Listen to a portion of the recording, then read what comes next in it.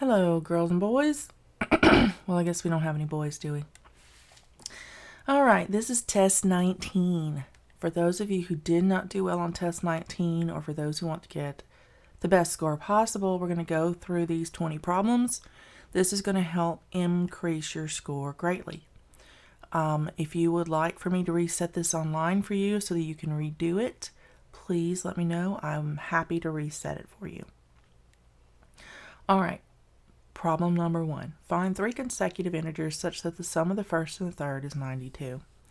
So that's n plus 1, or n is the first one, the second one, and the third one is n plus 2. All right, so find 3 consecutive integers such that the sum of the first and the third is 92. So that means n is the first and the third is n plus 2. The sum of those is 92. 2n plus 2 equals 92. When I subtract 2 from both sides, 2n is equal to 90. N is equal to 45 because I divided both sides by 2. So that means that n is equal to 45. N plus 1 is 46. N plus 2 is 47. All right, so I put those in the blanks. 45, 46, 47. Next one. An urn contains 4 pink marbles, 4 green marbles, 2 marbles are drawn at random. All right, so we have 4 pink and 4 green. It gives us 8 total marbles. What's the probability that the first one is pink? So the probability that the first one is pink and the second one is green if the marbles are drawn A with replacement, B without replacement. So with replacement, A, pink and green. If the first one is drawn and it's pink, and that's 1 out of 8, or I'm sorry, 4 out of 8, because there's 4 pink ones out of 8 total. So 4 out of 8 for the first one, for pink. That's with replacement. With replacement means we drop the pink one back in. We replaced it. Now we want the green one. There's 4 green ones. That's 4 out of 8 chances that we are going to be able to get a green. So 4 times 4 is 16. 8 times 8 is 64. If I divide both sides by 16, I reduce this, I'm going to get 1/4. Okay? So that is the answer. We use our fraction key and we type in 1/4. Now let's do that again without replacement. So the first time around, if I pull a pink one, there's a 4 out of 8 chance that I pull the pink one, right? But if I leave the pink one out, now that changes. Now I have 3 pinks and 4 greens. So there's 7 total marbles now, and I want a green one. So now I have a 4 out of 7 chance of getting a green marble. That's 16. That's 56. Let me see if I can reduce that. I'm going to divide both sides by 8. That's going to be 2. That's going to be 7. So 2/7 is my new without replacement opportunity. So I'm going to type in 2 and 7 in my fraction format. All right. Easy peasy. Let me clear the page. The cost of building a house increases 33% every year. If it cost $70,000 to build the house 1 year, what would it cost to build the house the next year? So we're going to get 33% of this.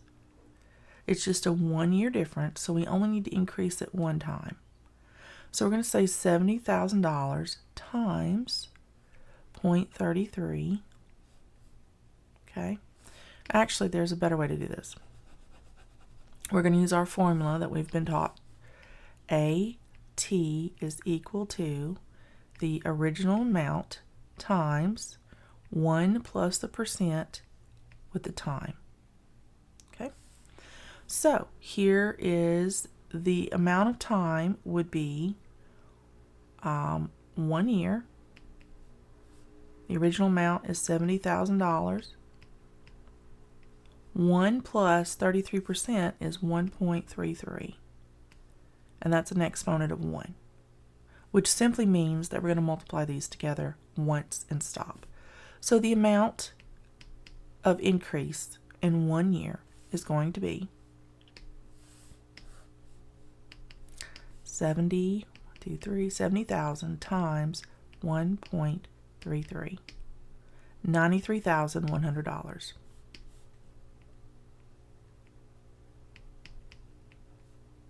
So we would put it in here. And you need to use your dollar symbol, 93,100. All right. More graphing. Graph the following inequality statement. All right. If x is greater than -7 and its integers, then we pick everything that's bigger than -7 and just put a dot on it. That's it. That's all that had to happen here. Everything greater than -7. -6 is greater than -7. -5 is greater than -7. -4. All of these just had to be graphed. That's it. Next one. Factor the following binomials. All right. We know that if we have a perfect square, it's going to have a subtraction here. So what we have to do is just use the opposite and do the unsquared versions. So it's going to be m plus n times m minus n. That's that factored. The next one was -64 plus 25y squared. We just need to reformat this. 25y squared minus 64. So now we take the unsquared versions of these, which would be 5y plus 8, 5y minus 8. Easy peasy.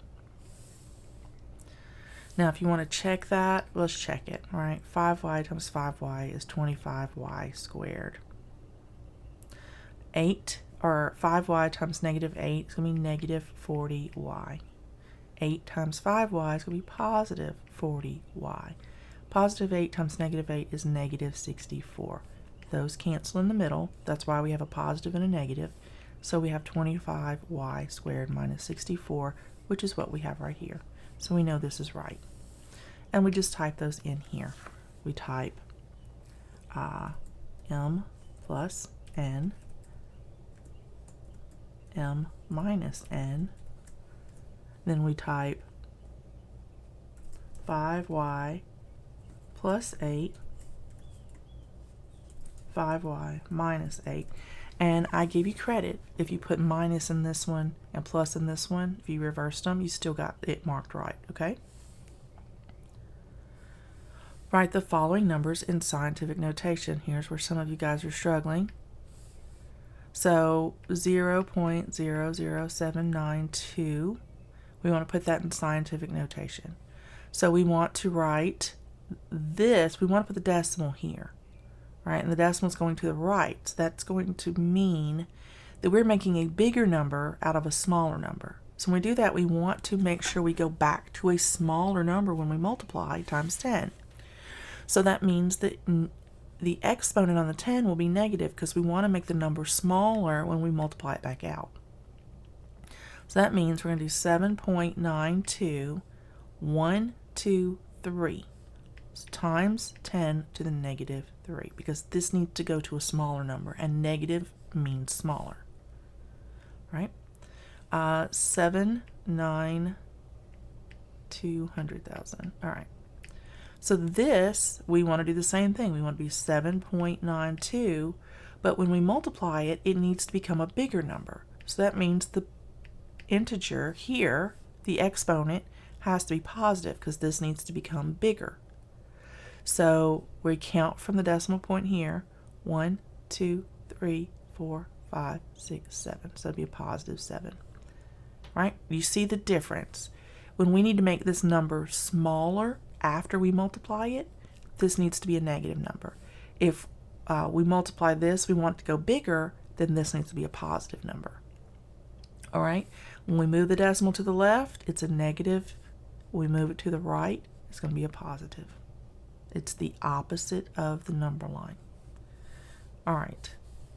And to type that in, just use what you have, this little thing here, or you can go over here to basic math and hit the multiplication sign, come back to algebra and type in your 10 and then do your exponent of -3.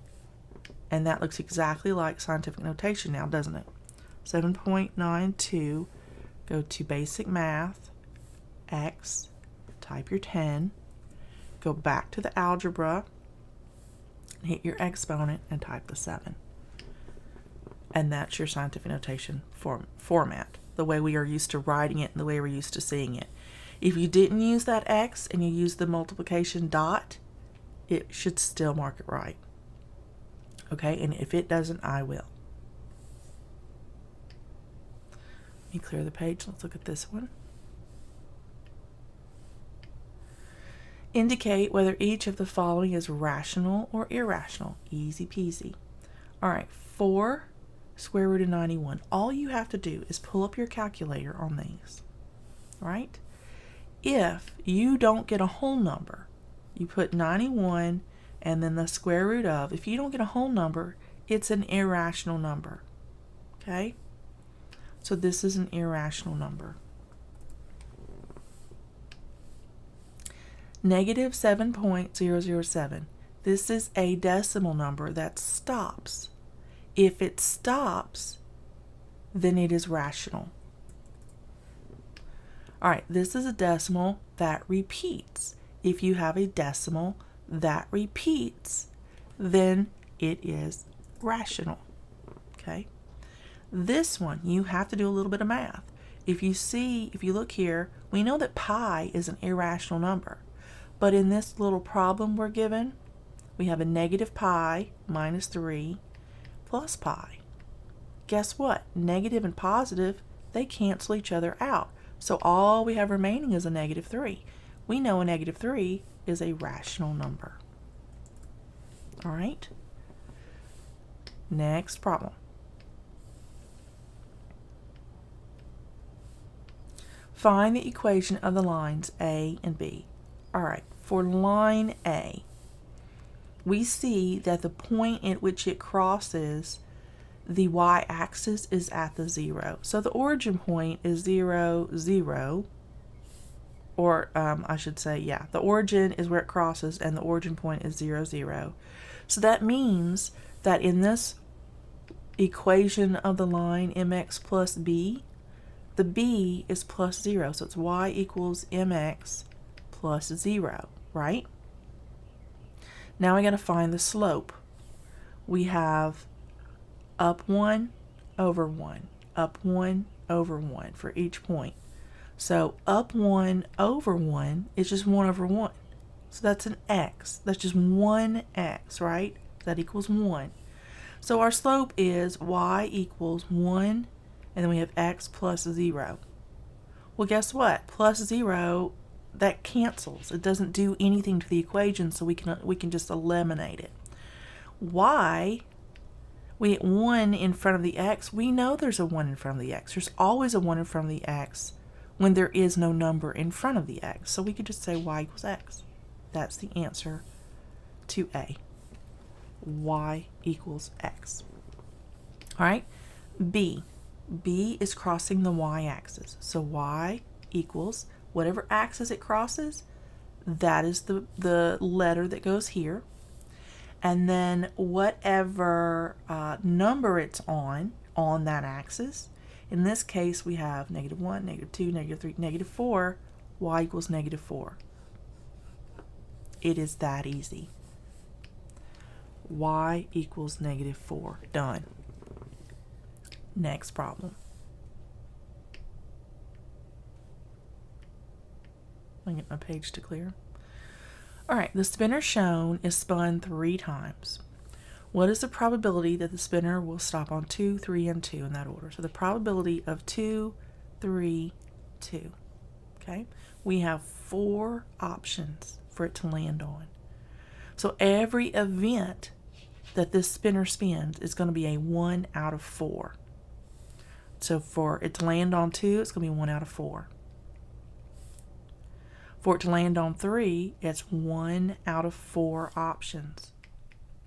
For it to land on 2 again, it's 1 out of the 4. So that's going to be 1 times 1 times 1. 4 times 4 times 4. That's going to be 64. So the answer is 1 out of 64. Easy peasy. Next problem.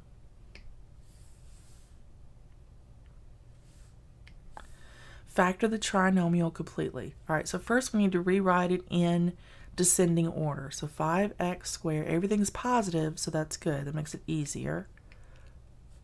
40x plus 35. The first thing I see is that each one of these is a multiple of 5. So I'm going to take 5 out. So that means I have x squared plus 8x plus 7. All right, so I know that my factors of 7 are only 7 and 1. So 7 and 1 positive combined gives me 8. So 5 times x plus 1, x plus 7. That's how we would factor that. So my first factor is 5. My second factor is x plus 1. And my third factor is x plus 7. Done. Easy peasy. Here's another factor. I'm just going to go underneath here. We have x squared plus 8x plus 12. All right, I know my factors of 12 that will combine to give me 8 will be 6 and 2. Positive 6, positive 2. That gives me a positive 12, but it also gives me a positive 8 when I add them together. So x plus 6, x plus 2. Easy peasy.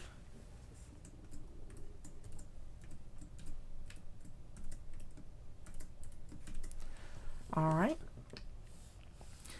This one is a little bit more tricky. This is group factoring. And so what we have here is we're going to take out the a plus b first.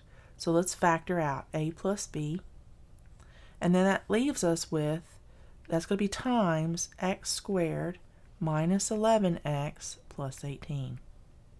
You see how easy that was? You just take this out. X squared times this, 11x times this, 18 times this.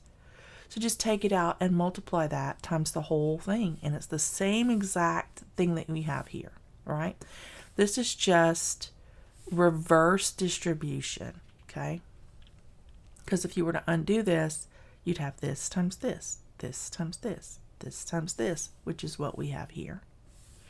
Now I just need to factor this into a binomial. So I have a plus b, and now I'm going to do my binomial just like that. And I'm going to have x here and an x here because x times x is the only way we get x squared. Now I have to get a positive 18 and a negative 11. Well, I know that 18, I can use negative 9 and negative 2. Negative 9 times negative 2 gives me a positive 18. But when I add them together, it also gives me a negative 11. So that's what I'm going to use. So minus 9 minus 2. So I just put that in here, just like I have it. A plus b, and then x minus 9, x minus 2. Easy peasy.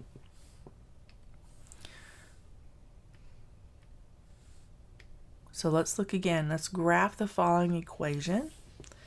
We get to draw. So the first thing I see is, here's my problem. This part, this is the original formula, mx plus b. Plus b is where it crosses y. So this is a positive 2, so it crosses the y at the positive 2. I'll put my little point right there. Now from this point, it tells me how to draw the line. M, the coefficient next to the x, that's our slope. Slope is y over x. All right? And for the y, if it is positive, we go up. If it is negative, we go down. And x is always to the right because it is always positive. And this is the positive side of the x axis. So that's always to the right. Because the denominator, we can't have a negative denominator. The denominator always has to be positive in a fraction, and slope is a fraction. So because this is negative 1/3, that means we're going to go down 1 and to the right 3. So down 1, I'm going to make little dots here just to show you. And then over 3. So this would be our next point, right? So let me, down 1, 1, 2, 3. Down 1, 1, 2, 3. Easy peasy. And if you want to reverse that to go backwards, you can. Just go left and then up. You just do the opposite motion. So 1, 2, 3, up 1. 1, 2, 3, up 1. And you could see it creates a straight line, right? But from your y-intercept point, we follow this until we get as far as we can. Then we come back and we back up and go the other direction in the reverse order. And then we draw our line. And it's that easy. You don't have to go all the way across. If you start here and you just draw here and you just make this line like this, I'm happy with that. All right, that is enough to tell me you understand how to draw the line. But if you want to go over here and do these other two and go all the way across, I don't have a problem with that either. All right, that just tells me you completely understand. All right, let's do the next one. Use substitution to solve the following system. So we have nn plus nq equals 20. I can create a substitution by subtracting nq, or nn, it doesn't matter, from both sides. So nn is now equal to 20 minus nq. All right? There's our substitution formula. So I'm going to drop that into this one. 3 nn, this is the value of nn, so I'm going to put it in. 20 minus nq is what nn equals. So now I'm going to keep going. Minus 2 nq equals 25.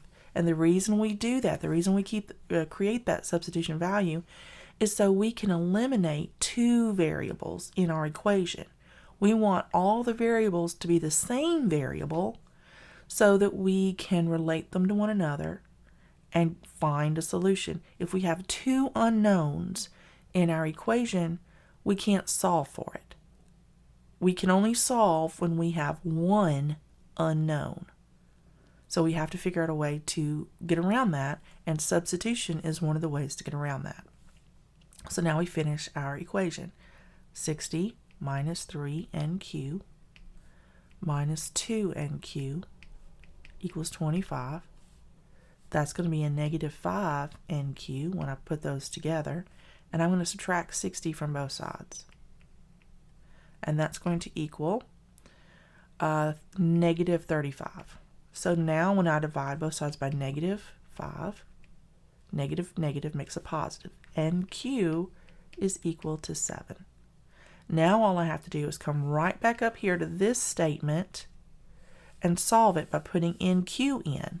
So nn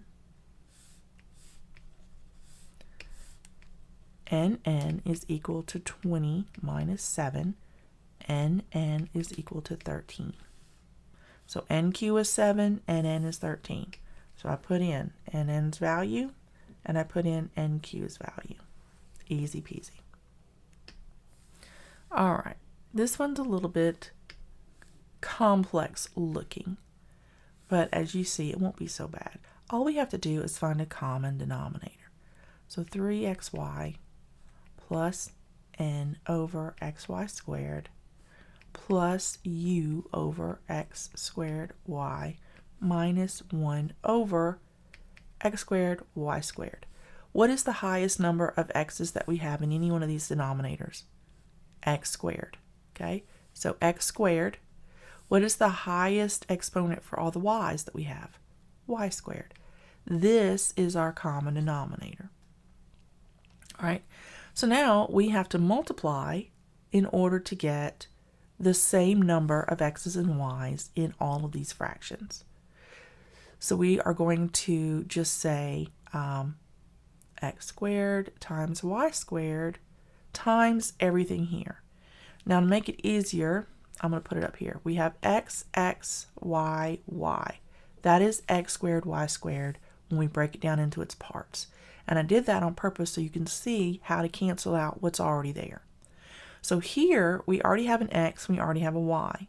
So we can get rid of the x and we can get rid of a y and just multiply by the xy above. So it's going to be 3xy over x squared, y squared. We'll do the same thing here. We already have a y squared, so we don't have to multiply by either of the y's, and we already have one of the x's. So we only need to multiply by x. So that's going to be plus n over x squared, y squared. Plus, same thing here, x, y, y. We already have a y, and we already have both of the x's, so we just need to multiply by another y. So that's going to be uy over x squared, y squared. Notice we have to multiply the top, and I didn't do that here, the top and the bottom by the same number, okay? And here, we already have x squared and y squared, so we don't multiply at all, anything, because they're already included, minus 1 over x squared, y squared. Well, now that we have all of these over the same denominator, we could just put them together as one fraction, 3xy plus nx plus, I jumped the gun just a little bit, didn't I? I got pen happy, uy minus 1 all over x squared, y squared. That is your answer. Because these are not like terms, we cannot combine them. We leave them just like that. So we just get a fraction, and we just type it like that. 3xy plus nx plus uy minus 1 over x with the exponent of 2, y with the exponent of 2. That's our answer. Next problem. We're going to simplify these square root symbols. And the way we're going to do that is we are going to factor them as much as we can. So we have 3 and a square root of 98 is the first one. So I highly recommend using a calculator, and I usually look at it and evaluate it. This is an even number. So I am going to look at how I can divide that by 2. So my first one is going to be, let's see, it's 3 times 2. 98 divided by 2 is 49. I know my multiplication tables, and I know that 49 is 7 times 7. So I can pull 7s out, right? I can make that 7 times 3 times the square root of 2. So that's 21 times the square root of 2 for my first number. Awesome. Now I'm going to evaluate my second number. It's going to be a positive, so I have 2 and the square root of 18. All right, so I know that I have 2 times 9, and 9 is 3 times 3. So I could pull out 3 times 2. So 6 times the square root of 2. Okay? Now I'm going to do my next number. It's a negative 3 times 64. Well, I know that 64 is 8 times 8, right? So that's 3 times 8 times 8. That's just 8 times 3. So that's going to be minus 24. So I turned the whole thing into a whole number. Now I have minus again 3 times the square root of 50. Well, I know that that is going to be 2 times 25, and 25 is the square root of 5 times the square root of 5. So I could pull out 5 times 3 times the square root of 2. So it's going to be 15 times the square root of 2. So now that I've got them all simplified as much as I can combine like terms. And when we use radicals, if they have the same number under the radical sign, they're like terms. So we can add or subtract the whole numbers in front. We just treat this like it's a variable. We pretend that this is all the same variable, because it is. So we say 21 plus 6 is going to be 27 times the square root of 2. And then we have minus 15 times the square root of 2. So that is going to be 12 times the square root of 2. So we used up these. Now we bring down the minus 24. And that's it. That's our answer. 12 times square root of 2 minus 24. Done. Next problem. So this one is a doozy, but fortunately we're almost done. So let's evaluate as we go through, as I write it down. All right, so the absolute value of negative 2 is a positive 2. So I can go ahead and just take care of that. And that's going to be times negative 1 plus 5x. I can't really do anything with that right now, so I leave it. Minus, and then I have a bracket. And I have negative 2 squared. So I have to square the 2. Because the 2 is on the inside of the parenthesis, it's only attached to the 2, not the negative symbol. So it's going to be 4. So it's negative 4. So a negative 1 times negative 4 is going to be a positive 4. So that's going to be 4 inside this bracket. And then that's going to be times x. All right, so now I'm going to do a little distribution and simplify this side. That's going to be negative 2 positive 10x minus 4x. So I can combine these together and I get negative 2 plus 6x for everything on this side equals. All right, so now let's look at the other side. So I have negative 3x and I have a bracket. We know that anything to the 0 is 1, so I have a negative 1 here. Negative 1 minus, and I have negative 1 with the exponent on the outside. Well, that means that includes the negative. So negative 1 times negative 1 times negative 1 is still negative 1. So that's negative 1 still on the inside of that parenthesis, and then I have a bracket. Minus the absolute value of negative 7 is a positive 7, so it goes right there. All right, so now I can simplify this a little bit more. I have a negative negative that's going to be a positive, right? Negative 1 and a positive 1 cancel each other out. That's a 0. So negative 3x times 0 is 0 minus 7. So that just means this whole side over here is a negative 7. So now I can add 2 to both sides. I get 6x is equal to negative 5. I divide both sides by 6. X is equal to negative 5 over 6. And that's my answer. Negative 5 over 6. Easy peasy. Distributive property. We're number 18. We're almost done. We just have this one and 2 more. So the only thing you really need to do is just rewrite it with this fraction being multiplied by this fraction. So we're just going to rewrite 2a squared b negative 2 and then the first part, the first fraction, the top, a negative 3x. Now we do the bottom, x, a negative 1, b 2, which is the bottom here, plus, same thing for the next fraction, 2a squared b negative 2, x, a negative 1, and now we write what's in the second fraction, 2a negative 2, b negative 2, minus, now we do the third fraction, 2a squared b negative 2, x, a negative 1, and we write what's here.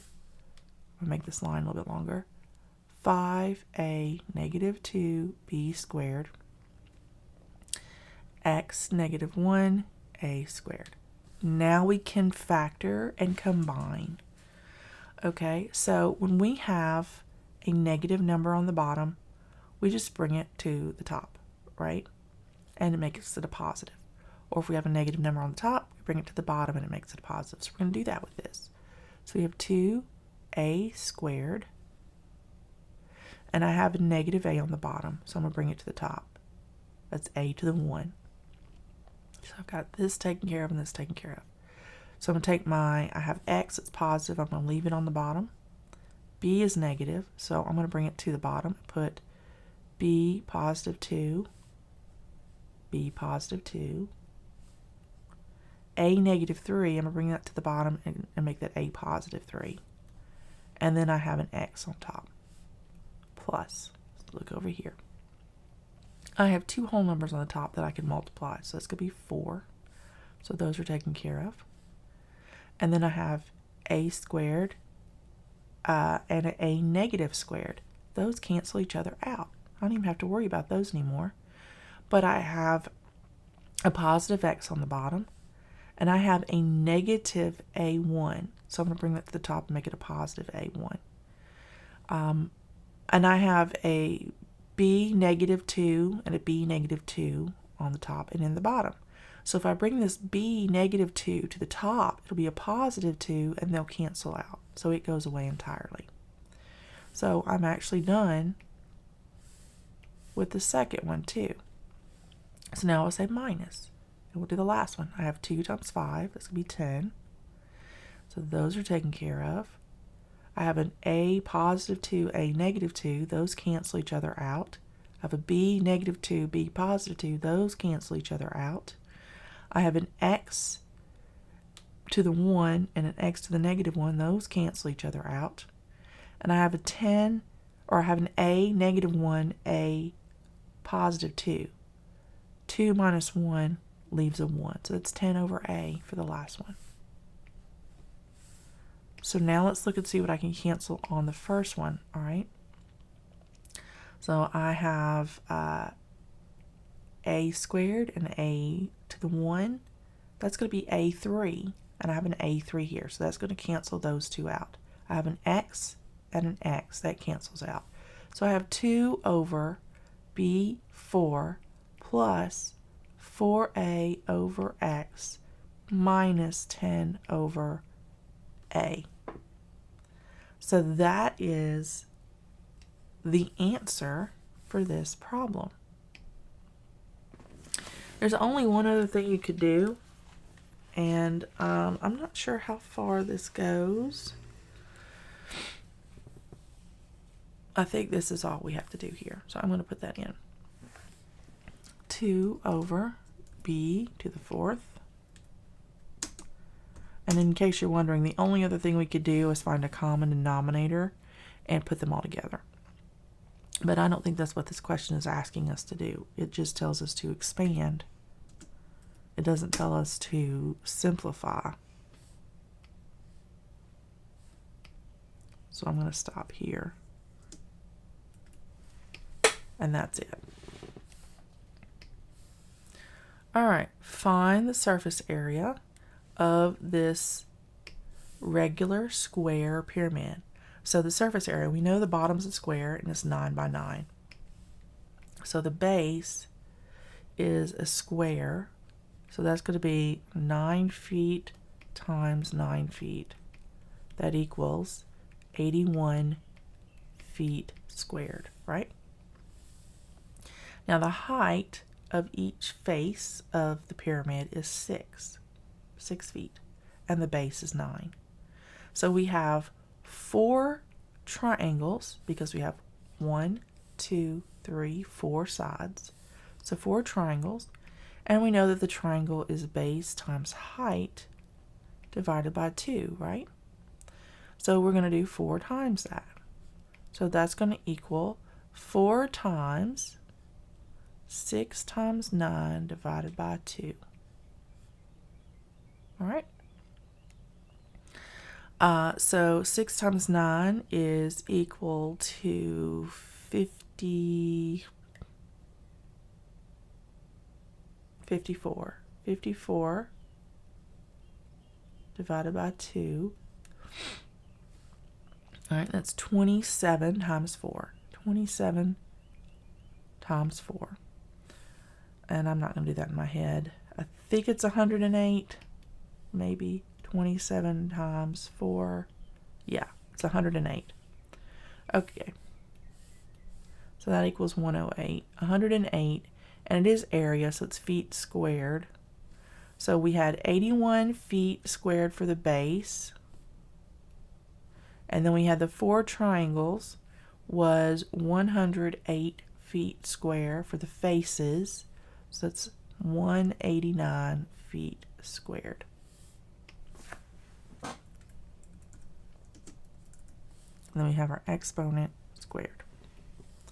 All right, last one, easy peasy. Now we have to do a right circular cone has a base radius of 8 centimeters and a height of 6 centimeters. Find the volume of the cone. So the volume of a cone is 1/3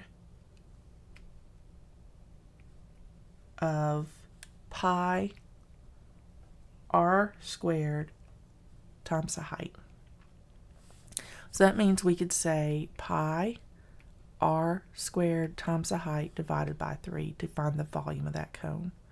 So the radius is 8 and the height is 6. So that's going to be pi times 8 squared times 6 over 3. So we'll just pull that up in our little calculator here, and we know 8 squared is 64 times 6 is 384 divided by 3 is 128 pi. So 128 pi, and that's in centimeters. We know it's volume, so it's cubed. So that's our answer. 128 pi centimeters and the exponent of 3 cubed. And that is the entire test 19. If you have any questions about this, please let me know, and I can expand on why we do what we did for each problem if you need a little bit more understanding, okay? And I will see you guys next week.